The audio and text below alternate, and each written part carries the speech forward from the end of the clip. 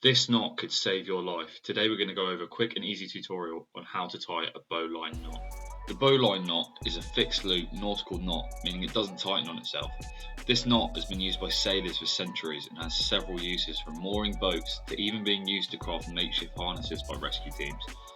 To tie this knot, we're going to start by making a small loop in the shape of a backwards 6.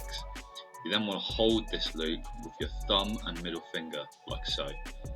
You're then going to take your tag end and feed it through the back of this loop that we've just created, creating another small loop. It's important you get this through the back and not through the front. So we're going to go through the back, and then we're going to feed that round the back of our standing end, which is the end we're not using, that's hanging down. So round the back, not over the front. So we're going to feed it round the back and then up through that loop we're holding with our thumb and middle finger. You want to hold this against the loop we've created and pull to tighten, and there you have a nice and easy bowline knot. So as always, we'll go over that again.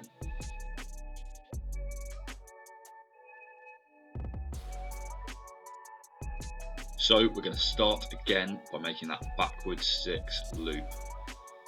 We're going to hold it with our thumb and middle finger, feed the tag end through the back, not the front, through the back of the loop.